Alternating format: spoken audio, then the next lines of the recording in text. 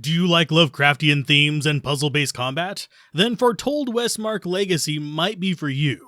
But while it does a lot of things right, there are a few ways they could improve the formula as well to help it pop up on a few more people's radar. Now, you might be wondering how I learned about this game that pretty much just came out of left field, and that's thanks to a press contact that was poking around distributing press keys, and I saw dark fantasy and jumped all over it. Beyond that, I went into the game pretty much entirely blind, with only the standard basic press information to go on, like estimated duration and some art assets.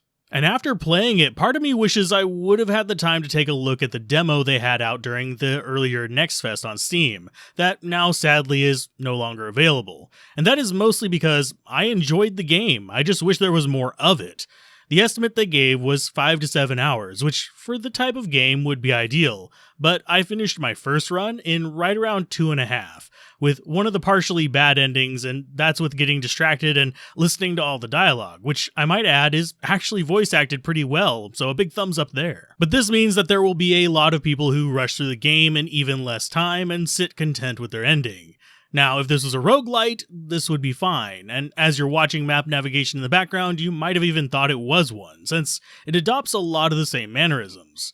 But instead, this is much more in the vein of a choose-your-own-adventure book, where you go down branching paths and live with your decisions, and hunting endings and secrets is where the replayability comes from. Now, to get a more well-rounded view of the game's engagement, story, and how the gameplay loop holds up, I did end up playing through a few times, choosing different stats, going down different roads, and experimenting with different ways to cheese various enemies. And unfortunately, each run ended up feeling fairly the same, just with a handful of different diversions along the way. This is because while there are choices to be made, some RNG to deal with, and even optimal or suboptimal paths, the major story beats stayed the same, and even the side encounters are fairly similar as well.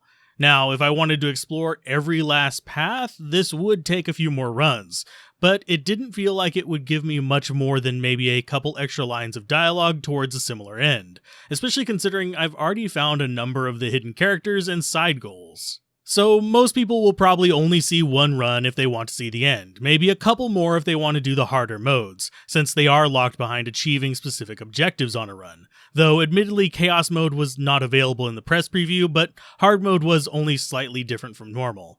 And this is a shame because the bones they've built up are actually compelling, especially the combat system, which basically amounts to a rather interesting hybrid of puzzle and deck building mechanics. The basic goal of combat is to combine falling cards in a way that matches exact numbers at the bottom of the box. And this may sound simple, just use move and combine cards to make them add up just right, but it gets a bit more complex than that. Early on, this is just because your weapon will have a set number of turns you have to lock in the slots to deal damage with it.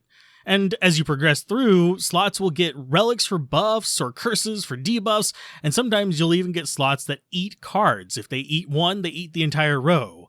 Or enemy abilities that change slot or card values on the fly every single time they take an action. And while it never gets overwhelming, the game oddly enough has one of the best difficulty curves I've seen in a very long time, at least in regards to this puzzle combat aspect. It never ended up falling into the spam A button to fight trap we see a lot in JRPGs where you're just kind of going mindlessly into it. And it simultaneously is avoiding the puzzle game trap of convoluting mechanics too quickly. I do, however, wonder if they could have kept up that smooth curve if the game had actually been longer than it is, since it's a bit easier to do when you only have roughly a dozen bits of combat on a run and can use each one as an excuse to modify the puzzle. And weirdly, that is the biggest flaw of the combat for me, and weirdly a trend you'll see for the game as a whole too. There's just not enough of it. As far as the actual difficulties of the combat, I have a feeling people who are new to deck builders or that just struggle with puzzles in general might find them a bit on the tougher side, but once you learn the mechanics, they are pretty straightforward, and you can spend as much time as you want planning due to the turn-based nature. I died a grand total of once on normal, but that was mostly due to a mix of stupid mistakes, a pinch of bad RNG, and the fact that I was intentionally trying to see if the bad paths turned into something. Another thing that I think compounds the feeling of just how short the game feels is how the item pacing is done, and how there's no proper backtracking, despite sometimes ending up back near older points.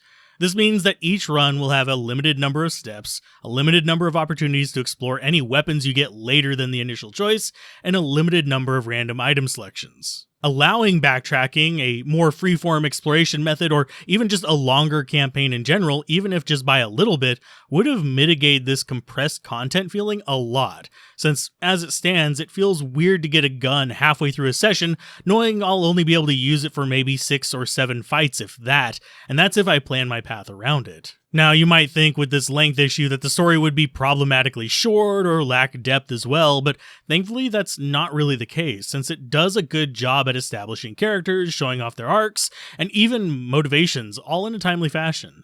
And despite never playing the first game in the Westmark series, I never felt lost during this either, though I cannot speak on whether it would add depth or not if you had. Now, as far as just how actually Lovecraftian this is, you can see the inspirations, but it's more just a casual delve into the surface factors rather than a full-blown mind-bending insanity we see in other titles that push for this kind of energy.